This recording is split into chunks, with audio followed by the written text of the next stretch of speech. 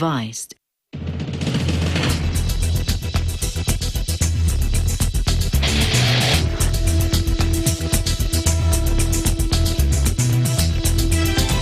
We're working to connect a region of over 600 cultural bridges between our lands.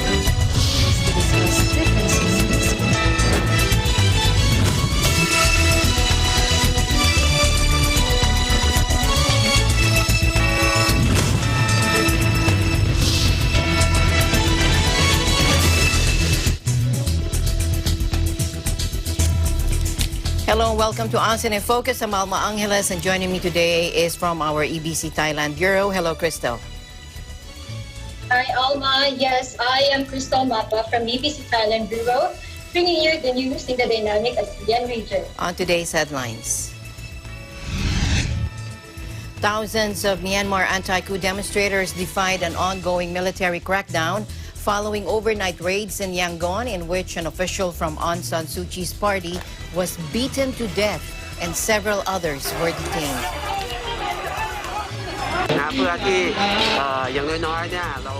Hundreds marched through Bangkok and hold a ceremonial burning in front of a courthouse to protest Thailand's draconian royal defamation law, which has landed leaders of the pro-democracy movement behind bars. The Philippine Department of Labor and Employment Secretary Silvestre Abelio III announced that they will issue an advisory on the issue of vaccination in workplaces early next week. And thousands of panels glinting in the sun stretch into the Sea of Singapore, part of the Lanskar city-state's push to build floating solar farms to cut greenhouse gas emissions.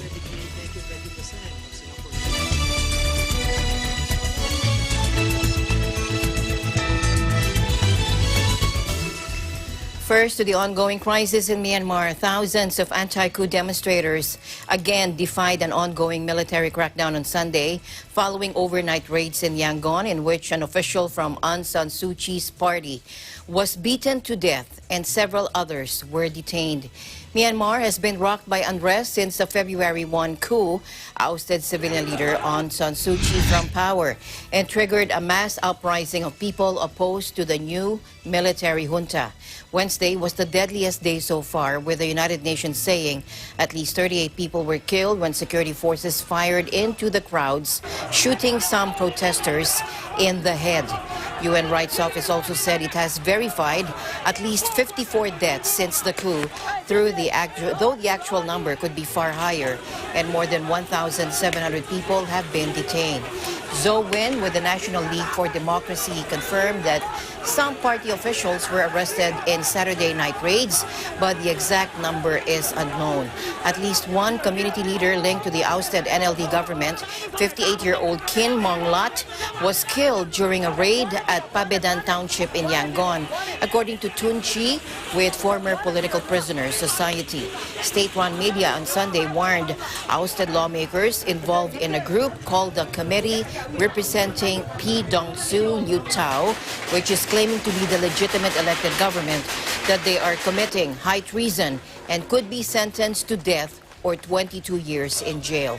The junta has declared group members persona non grata and says those who communicate with them could face 7 years in prison.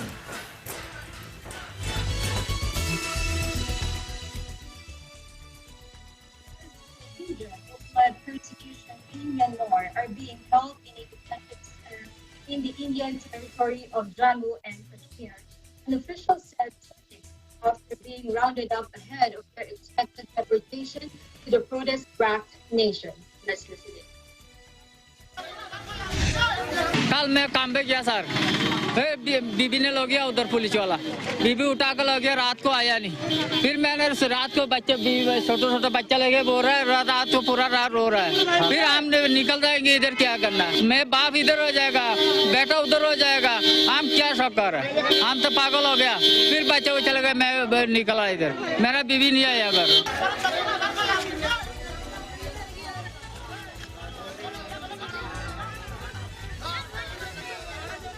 Jammu's Inspector General of Police Mukesh Singh said At least 168 people from the Muslim minority from Buddhist-dominated Myanmar have been picked up by authorities in the Northern Territory since Saturday. Singh said after nationality verification of these illegal immigrants, details will be sent to the Ministry of External Affairs in Delhi to be taken up with Myanmar for their deportation.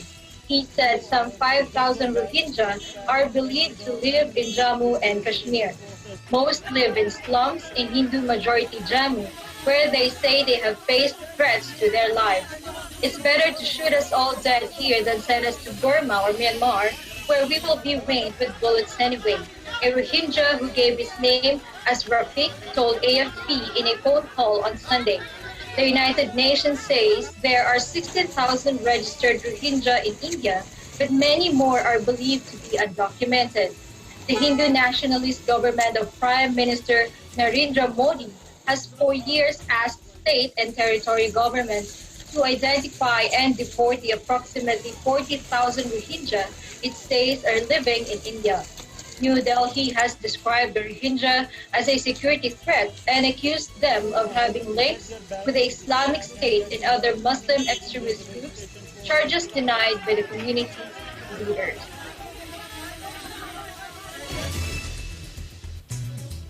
Meanwhile, thousands from the Burmese diaspora gathered outside the UN or United Nations Economic and Social Commission for Asia and the Pacific or ESCAP building in Bangkok to protest against the Myanmar coup.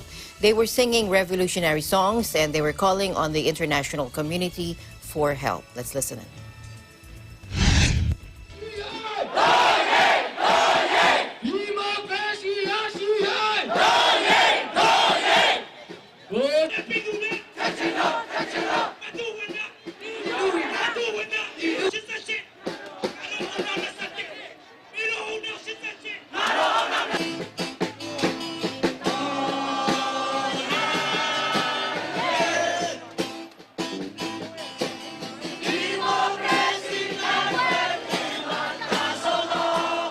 Please help Myanmar.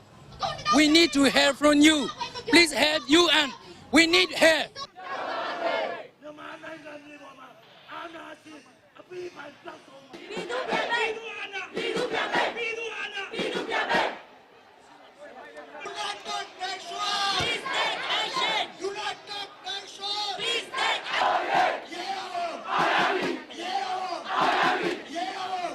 When we not get the democracy, we will fight every day, every night, and every Sunday we will come and fight every day.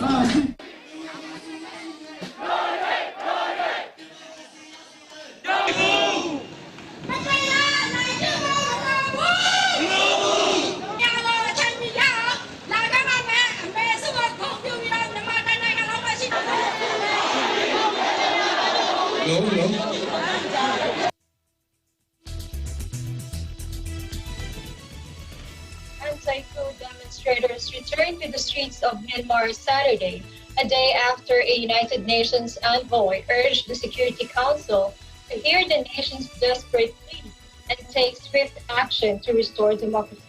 Let's listen in. We've also, as you know, conducted reviews of trade and aid to Myanmar. We'll be exploring further national sanctions and stand ready to consider possible measures under the UN Charter should the situation deteriorate further. The United Kingdom condemns the use of violence against peaceful protesters, calls for the immediate cessation of violence and for those responsible to be held account. Working with partners, the UK has recently sanctioned 9 military officers, including the Commander-in-Chief, for their role in the coup. We requested this morning's meeting following further deterioration of the situation in Myanmar.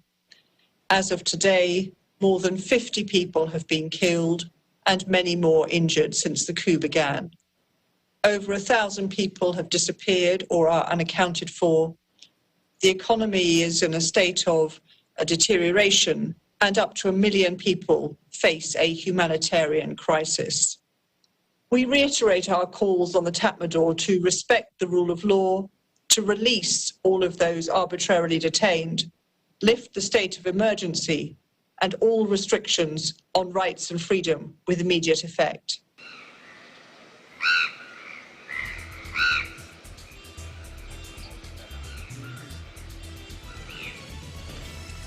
The country has been in turmoil since a February 1st putsch ousted civilian leader Aung San Suu Kyi from power, triggering a massive uprising from hundreds of thousands angered to be returned to military rule.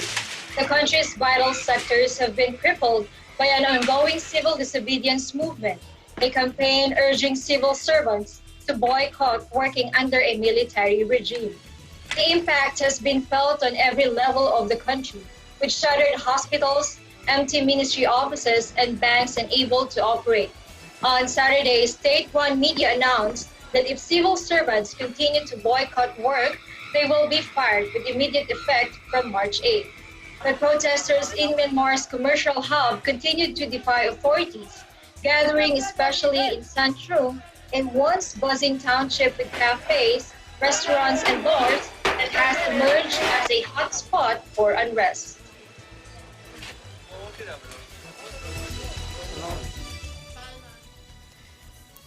Going back to the pandemic situation in the country, the Philippines received another 38,400 doses of AstraZeneca vaccines on Sunday night.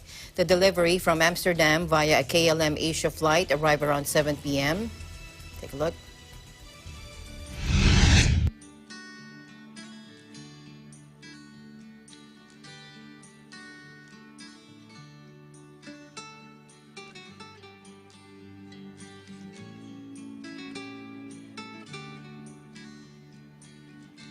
Task Force.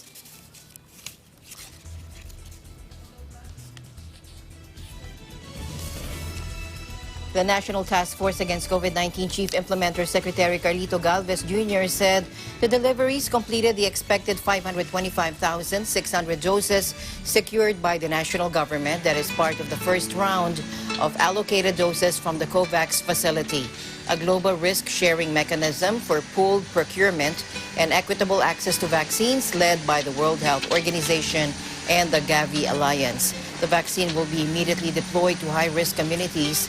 The initial 487,200 doses arrived on March 4. A total of 54,500 AstraZeneca doses have been sent to hospitals in the National Capital Region 4A, Calabarzon, and Cordillera Administrative Region, or the CAR. Based on the resolution submitted by the Department of Health and the National Immunization Technical Advisory Group, the government will prioritize vaccine deployment to COVID-19 high-risk areas such as the NCR, Central Visayas, Calabarzon Region 11, and other areas in the CAR.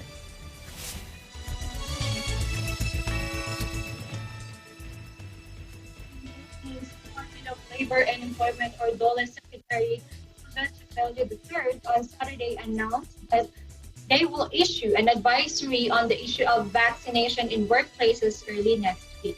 Let's listen in. Aljon, fake news yan, fake news yan. Peke. Opo. Walang legal basis yan, and I don't think any employer or management group will ever practice this. Alam naman nila na walang legal basis yan. Illegal yan.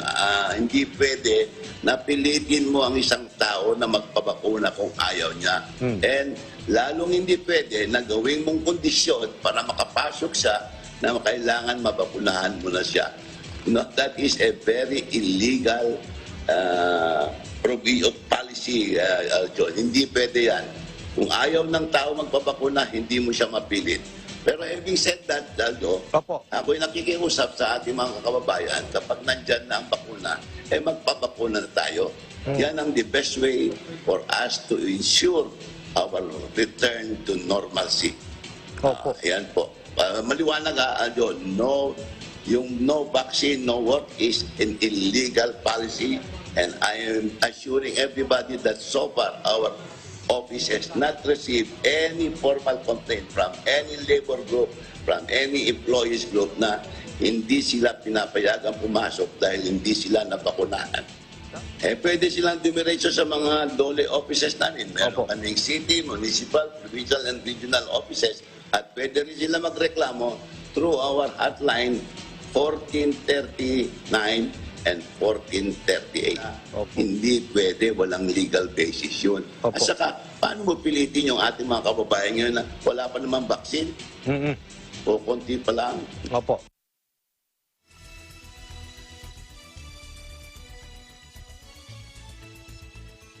However, said they have yet to receive any complaints from employees regarding the issue. He, however, urged Filipinos to get vaccinated.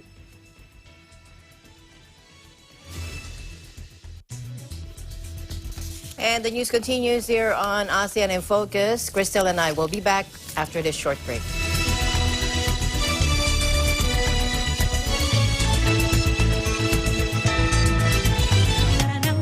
Samahan sina Wedge Kujamat, Itong balitang panggising sa ulo ng mga balita.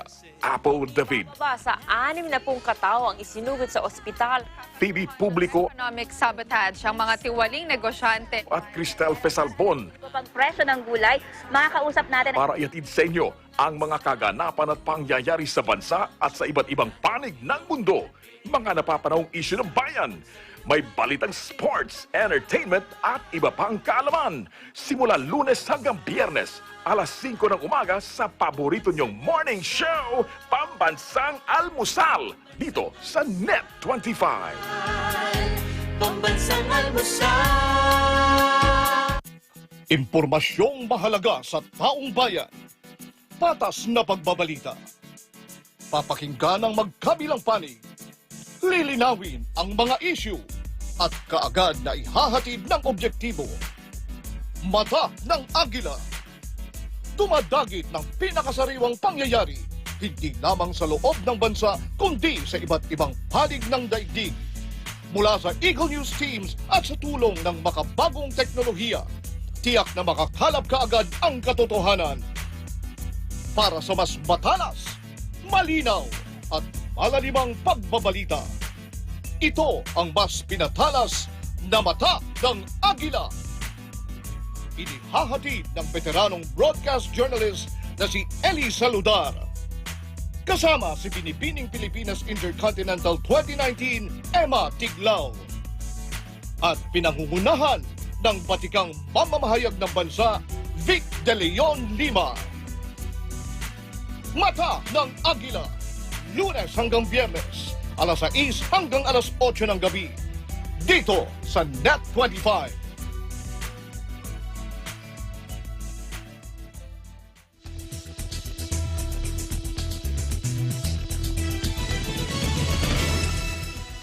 Welcome back. Hundreds marched through Bangkok and held a ceremonial burning in front of a courthouse to protest Thailand's draconian royal defamation law, which has landed leaders of a pro-democracy movement behind bars. Let's listen in. นะครับว่ากลุ่มรีเดมนั้นมาจากการเป็นโพลครับเป็นป๊อปปูล่าโหวตเพราะฉะนั้นในเมื่อเสียงส่วนใหญ่บอกว่าจะมาเจอกันที่นี่เวลานี้แล้วจะเดินไปที่ศาลอาญาไม่มีใครสั่งไม่มีใครกำหนดทุกครั้งที่เวลามีชุมนุมถ้ามันไม่ถูกต้องผมก็อยากไปนะอยากไปต่อสู้กับเขานะเพื่อที่อย่างน้อยๆเนี่ยเราก็จะได้ไว้ให้ลูกหลานในวันข้างหน้าทำเราก่อนเราก็จะสู้อย่างสันติวิธีแต่ที่ผ่านมาตำรวจจะเป็นผู้เริ่มก่อนทั้งนั้นเลยค่ะ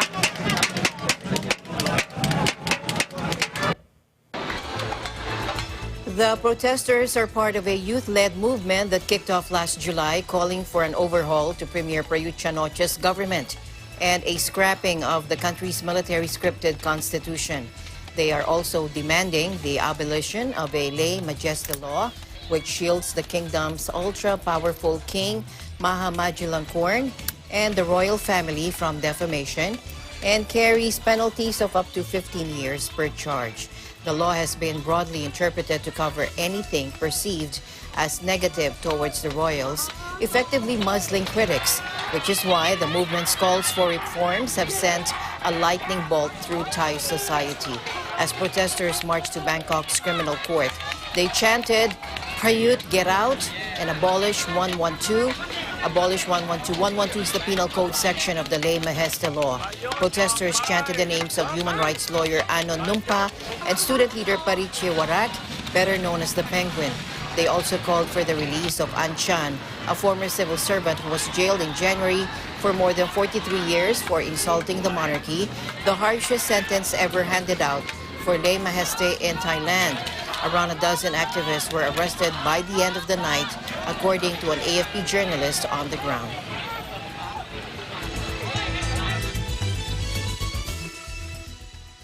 Climate change may have played a key role in the transmission of the novel coronavirus to humans by driving several species of pathogen-carrying bats into closer contact, research showed on Friday.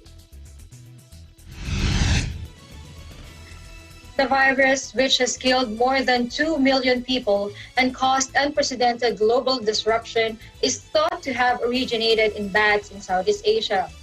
Researchers from the University of Cambridge used temperature and rainfall data over the last 100 years to model populations of dozens of bat species based on their habitat requirements.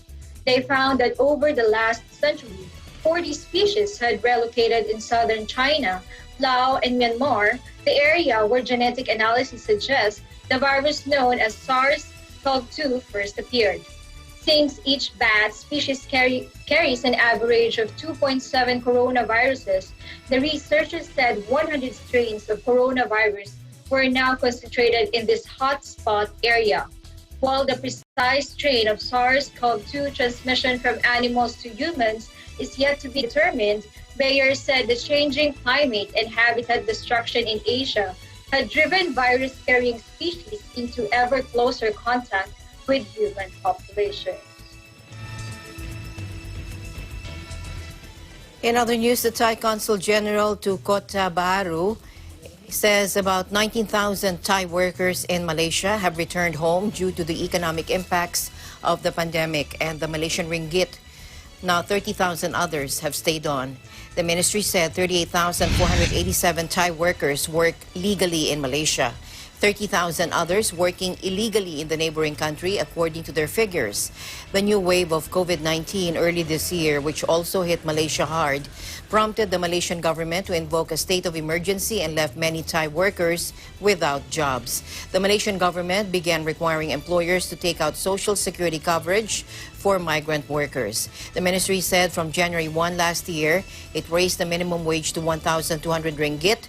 That's around 8,995 baht per month from 1,100 ringgit per month previously in 57 cities. The new minimum wage applied to all types of work except for domestic workers. It also came as the Malaysian government was struggling to cope with its public debt problem, resulting in a steep fall in the value of the ringgit. And as a result, the ministry said many Thai workers decided not to renew their work contracts, while some had even requested to have work contracts terminated before they actually expired.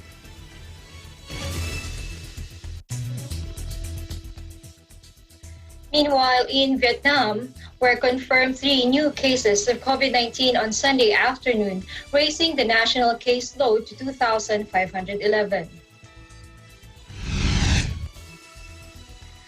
The latest cases comprise 1 local infection in Hai Dong and 2 imported cases quarantined in Bac Ninh. The 2 imported patients are Philippine experts who landed at the Noi Bai International Airport on February 22nd. Both of them are being treated at the National Hospital for Tropical Diseases in Hanoi's Dong An district. Vietnam will start COVID-19 vaccinations on Monday as the first batch of 117,600 doses of COVID-19 vaccine arrived in Ho Chi Minh City based on February 24. A mental health alert for hundreds of millions of children now. Children's Fund UNICEF said. Now, based on new research, it said on Thursday that more than 330 million youngsters have been stuck at home for at least 9 months since the start of the pandemic due to COVID-19 lockdowns. Now, UNICEF said this has left them feeling isolated and anxious about their future. Here's spokesperson James Elder. tens and tens of millions of youngsters have been left feeling isolated and afraid and lonely and anxious because of these enforced lockdowns and isolations that come as a result of this pandemic. So we've got to emerge from this pandemic with a better approach to child and adolescent mental health. And that probably starts just by giving the issue the attention it deserves. Half of all mental disorders develop before the age of 15, according to UNICEF, and the majority of the 800,000 people who die by suicide annually are under 18. The UN agency also said that the pandemic has disrupted or halted critical mental health services in 93% of countries worldwide. Now, to respond to growing needs, it has offered support to governments and partners to prioritize services for children.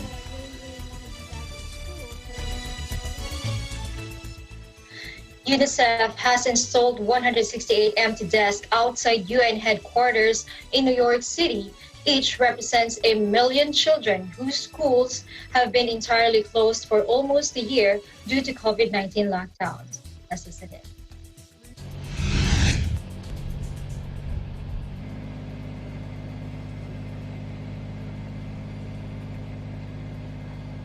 For me, it is very disturbing, just the sheer scale, and this representing 168 deaths, 168 million children. It's hard to get your kind of head around these kind of numbers, but when you see the sheer number of deaths, it gives you some sense of just how many children have been affected. We've learned from such prolonged school closures has a profound impact, particularly on vulnerable and marginalized children.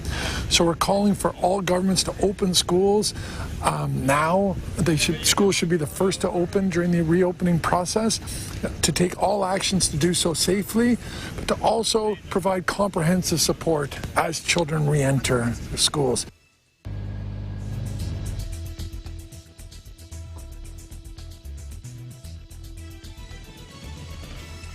This pandemic classroom draws attention to the profound impact of keeping students out of school and calls on world leaders to reopen schools as soon as possible. According to UNICEF, 9 of the 14 countries where schools remained largely closed between March 2020 to February 2021 are in the Latin America and the Caribbean region, affecting nearly 100 million school children. Of the countries, Panama kept schools closed for the most days, followed by El Salvador, Bangladesh, and Bolivia.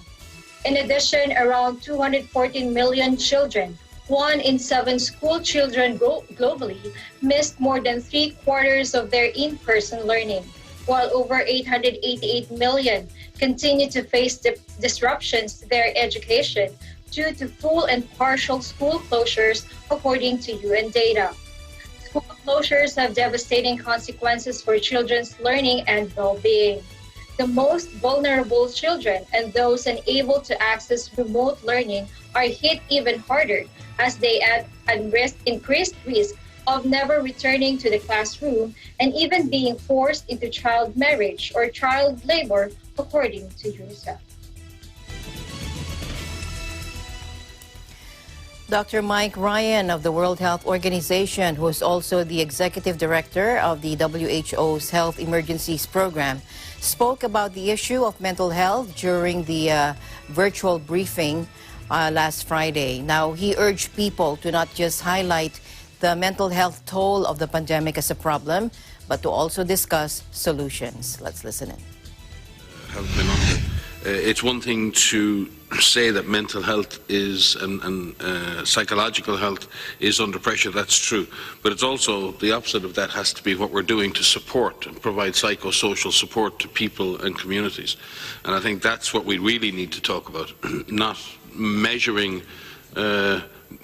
We need to measure the mental health impact and understand truly what's happening. But I think there's a point where it just becomes unethical to continue to call something out as an issue, but not actually focus on solutions for people and communities. And it's a very practical issue.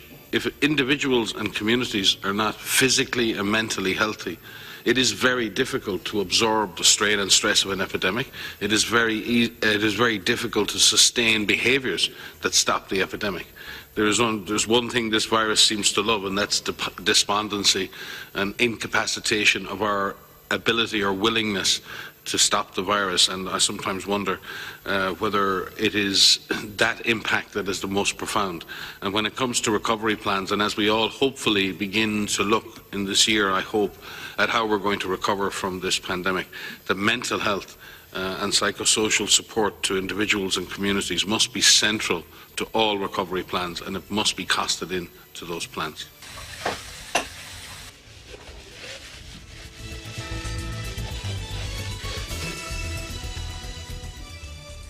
More news around the dynamic ASEAN region after this short break.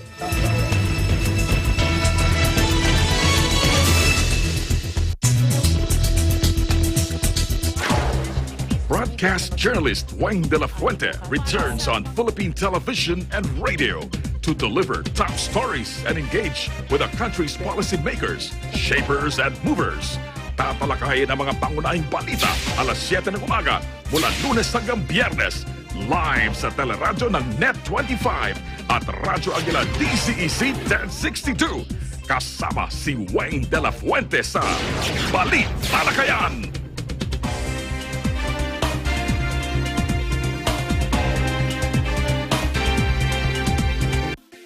Factual. We have to defeat the virus everywhere.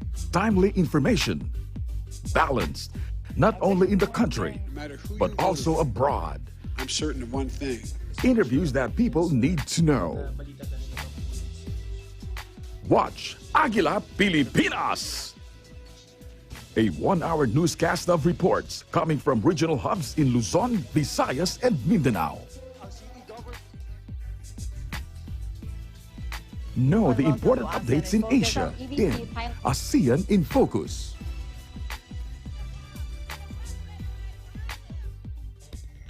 Track the latest stories in the provinces in Aguila Provincia.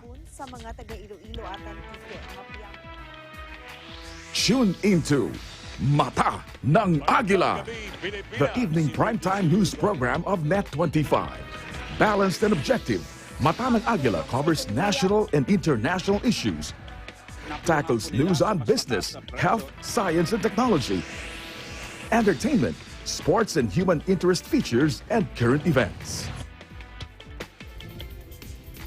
And Eagle News International delivers the latest global reports, impartial, accessible, and up-to-date. It brings to fore EBC's rich international scope and access to valuable information streams. Well, thank you to explain our help outdoor. Catch these programs on Net25. You can also watch our news programs through eaglenews.ph and Eagle News Facebook page and YouTube channel.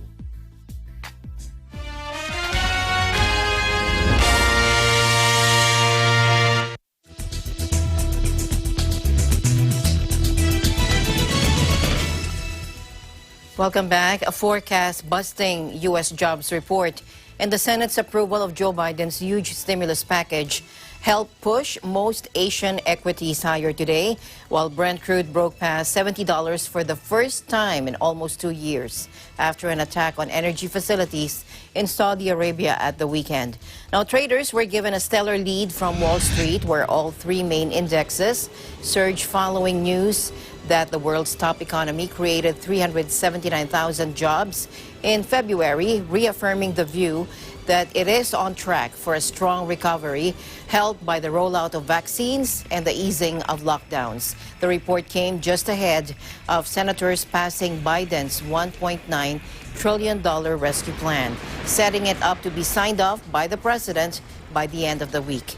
However, the news added to fears about soaring inflation that could force the Federal Reserve to wind back the ultra-loose monetary policies that have been a key driver of a year-long equity market rally. Tokyo, Seoul, and Jakarta all rose, while Sydney, Singapore, and Taipei put on more than 1% each. Shanghai was also well up after figures at the weekend showed that Chinese exports soared more than expected in January and February. However, Hong Kong, Wellington, and Manila were in the red.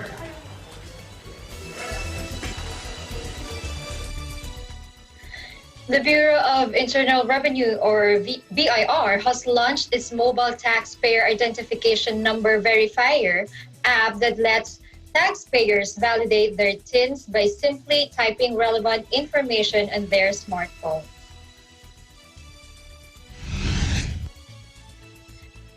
BIR Deputy Commissioner Arnel Gubales said the mobile application is available on both the App Store for those with iOS-enabled smartphones and on Google Play for Android smartphone users.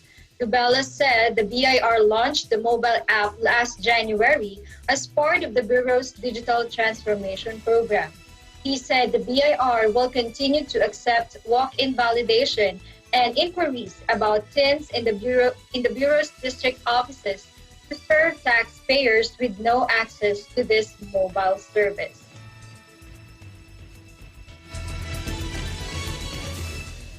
Meanwhile, staying here in the Philippines, economists are forecasting a steady policy rate for the Bangko Sentral ng Pilipinas this year as inflation remains elevated, which is projected to even rise to around 5% level in the coming months.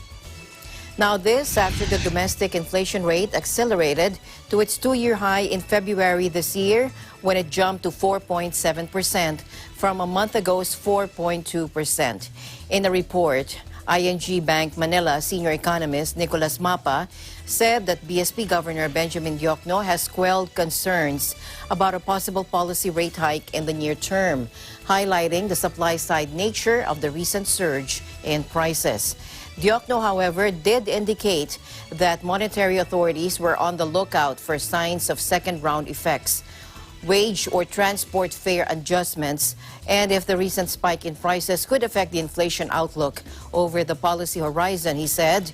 Mapa said the BSP chief is optimistic about easing inflation rate in the second half of the year as measures to address the supply constraints on food items take effect.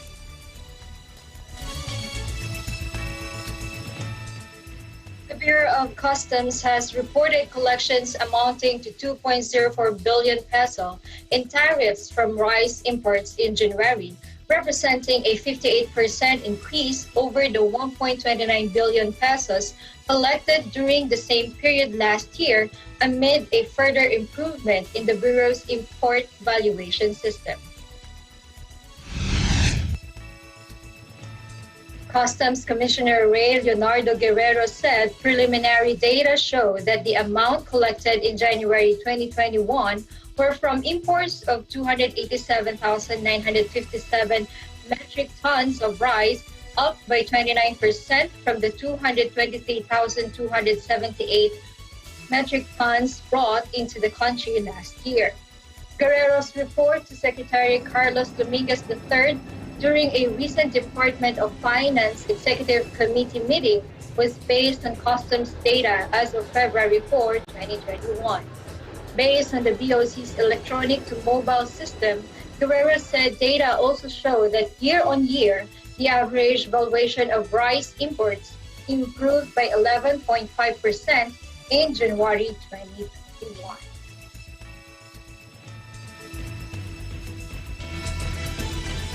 We'll take a short break. Crystal and I will be back here on ASEAN in Focus.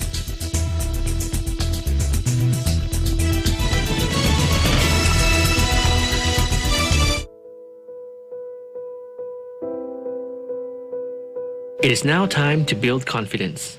Obviously, we reached a stage wherein the situation has affected all aspects of life. We are overwhelmed by the flood of information all around. This has in effect created a sense of uncertainty and put all of us in a vulnerable position.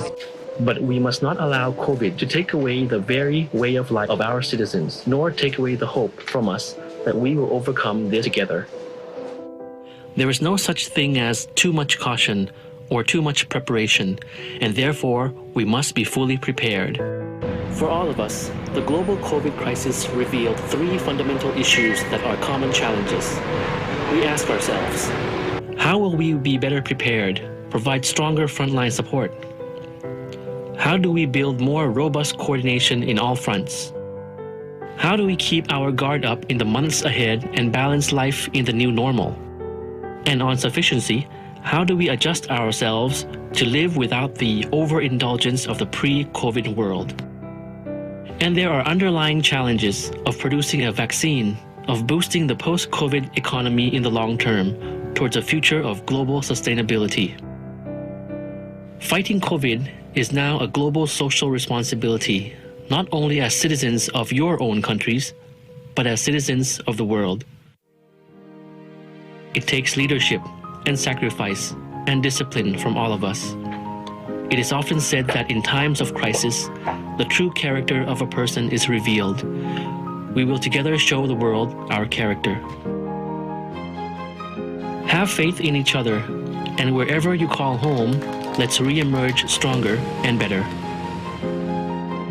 We've learned many lessons, and next time around, we hope to improve and take crisis communication to a whole new level. This is all I have for the English language summary of the daily press briefing for today. We'll see you again on Monday. Have a very pleasant afternoon. Please keep tab of the news and the announcements over the weekend. So hope for your full cooperation until then and beyond. So thank you very much. Sawasdee krap.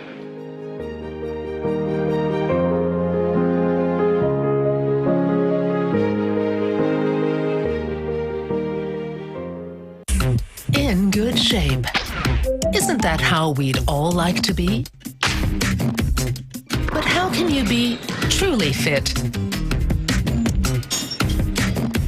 And how can you stay truly healthy right up into your golden years? And truly have fun while doing it. In good shape.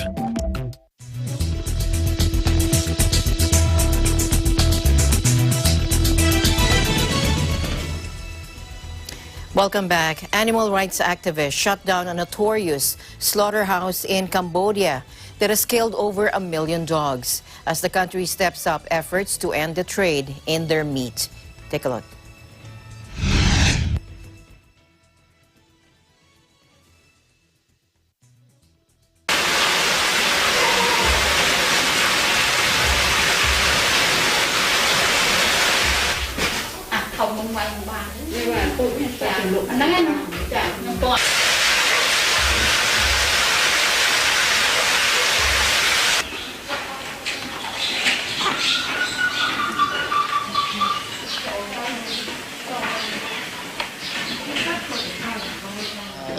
Đợtពេលចុងក្រោយនេះខ្ញុំភ្ញាក់លើកថាខ្ញុំចង់ប្រកបមុខរបរនេះដោយសារខ្ញុំកាន់តែចាស់ផងហើយក៏អ្នករីគួនឲ្យក៏កាន់តែច្រើនហើយរើស៊ីឆ្កែចេះចុះអីខ្ញុំភ្ញាក់លើកនឹកឃើញថាចង់លះបង់អារបរនឹងចង់រកមុខរបរផ្សេងទៅកុំឲ្យគេរីគួនអញ្ចឹងវាមានចិត្តថាខ្មាស់គេដែរយើងរើស៊ីឆ្កែហ្នឹង ហើយគិតថាថ្ងៃនេះវាជាជោគជ័យធំមួយទៀតសម្រាប់យើងការងារយើងបេសកកម្មយើងនៅក្នុងស្រុកខ្មែរនេះដោយសារយើងឃើញថាទីសត្វឃាតនេះយើងបានជួបគាត់មួយឆ្នាំជាងហើយនិយាយគ្នាហើយឃើញថាកន្លែងនេះក៏ជាកន្លែងធំមួយដែរបើយើងស្ដាប់ប្រវត្តិទៅគាត់បើកតាំងពីឆ្នាំ95ហើយគាត់សម្លាប់ ពីមុនមកតបតែមួយរយៈខ្លីនេះទេដែលគាត់បន្ថយចំនួនហើយកាលមុនមកគាត់ថាគាត់សម្លាប់ពី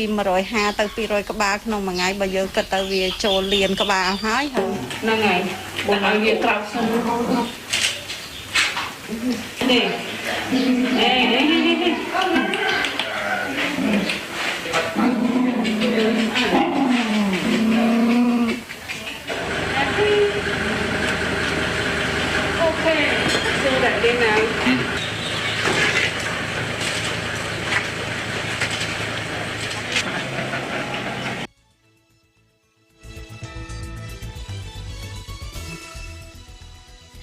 Thousands of panels glinting in the sun stretched into the Sea of Singapore, part of the land-scarred city-state's push to build floating solar farms to cut greenhouse gas emissions. It may be one of the world's smallest countries, but the prosperous financial hub is among the biggest per capita carbon dioxide emitters in Asia. Let's watch this. In the interest of climate change and improvement of the sustainability, Singapore has exhausted all means for solar installation. We don't have enough wind here to do wind power, so to go sustainable, solar is one of the highest potential. So after exhausting the rooftops, the available land, which is very scarce, the next big potential is actually our water area, and we have got many reservoirs in Singapore that we can do floating, dual use, floating and reservoir at the same time. Yes, we are constantly looking at more available area in Singapore. Unfortunately, the sea area are mostly congested. So we are looking at all those dead sea spaces that is not utilized or have no future utilization plan. The question, I don't think Singapore has a choice. Singapore has to consider every possible option for solar cell deployment so that solar photoelectricity or solar electricity can contribute anywhere between 10 to 20% of Singapore needs in a long-term basis. Given the tropics, we really cannot leverage a whole lot on tidal energy or on wind energy.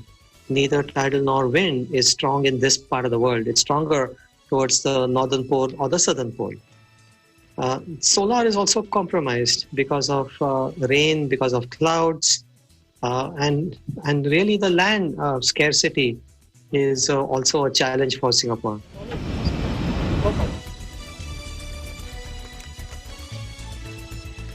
An island state threatened by rising sea levels because of climate change, Singapore is aware of the urgency of cutting emissions, although critics say authorities' environmental commitments have thus far fallen short. The government last month unveiled a wide-ranging green plan that included steps such as planting more trees, reducing the amount of waste sent to landfills, and building more charging points to encourage the use of electric cars. Among the measures is increasing solar energy use fourfold to around 2% of the nation's power needs by 2025 and to 3% by 2030. Enough for 350,000 households per year. As well as on water, solar power plants have already been built on rooftops and on the ground. One newly built solar farm spreads out from the coast into the Johor Strait, which separates Singapore from Malaysia. The 13,000 panels are anchored to the seabed and can produce 5 megawatts of electricity, enough to power 1,400 flats for an entire year.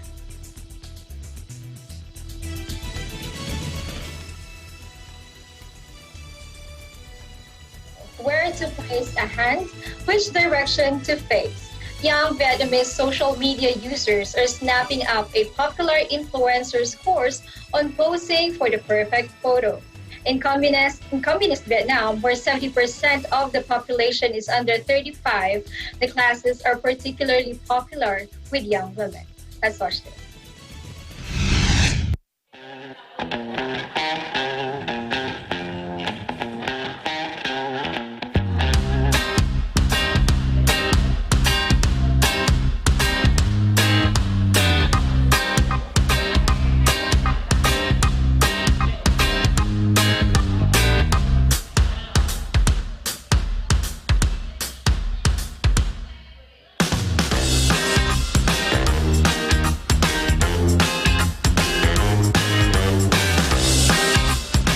Là lớp mình cũng sẽ có những học viên đến để có thể là học cách làm sao mà để có thể phục vụ cho công việc của mình, và có những học viên đến để tìm đến sự tự tin cũng như là cải thiện các kỹ năng về cuộc sống, ví dụ như là đi đứng rồi ăn nói làm sao để được tự tin cũng như là giao tiếp tốt hơn.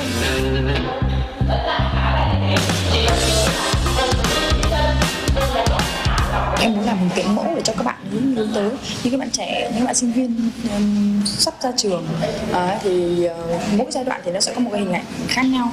Thì giai đoạn này thì em đang hướng tới là một người doanh nhân, business, làm kinh doanh.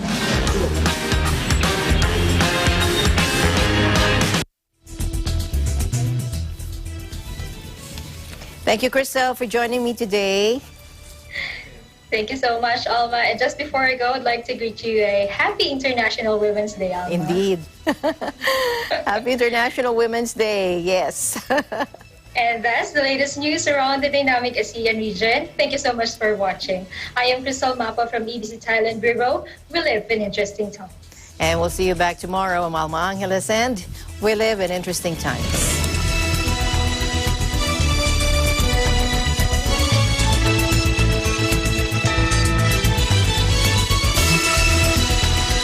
Mapupuno ng saya, impormasyon at inspirasyon ang hapon mo sa Afternoon Power. Handog sa inyo ng Net25.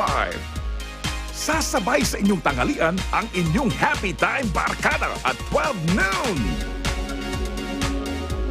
Alamin ang mga pangyayari sa ASEAN nations, ASEAN in Focus at 2 p.m.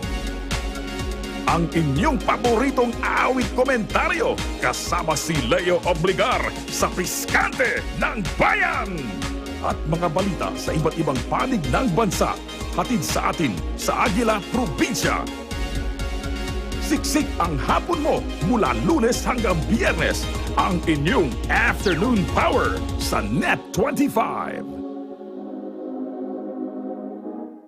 Dito sa Unlad, di kami mauubusan ng paraan sa pagbibigay ng hanap buhay. Malaking tulong sa akin. Dahil po dito makapagtatapos po ako ng aking pag-aaral. Malaking tulong po ito, lalo na po sa panahon po natin ngayon. Hindi kaila sa atin na ang UNLAD International ay naglagay ng iba't ibang pagkakakitaan ng tao. Kaalaman. Tuturuan namin kayong gumawa ng mochi. Mas bulky yung katawan nila compare sa mga Anglo-Nubians. Because if I propagate that, I can sell it the same price. Ito naman po ay palomino. Compact din po ito ang katawan niyan. Inspirasyon. I'm gonna have to recreate nature in our house. Gumawa kami ng silya din, gawa din sa basura. Yung nagbigay sa akin ng pagkakataon para nabigyan ko ng magandang buhay yung nanay ko. At pagtuturo ng iba't ibang paraan para kumita tungo sa pag-unlad. Tuturo sa programang ito ang mga hanap buhay na maaari nilang gawin sa bahay lang.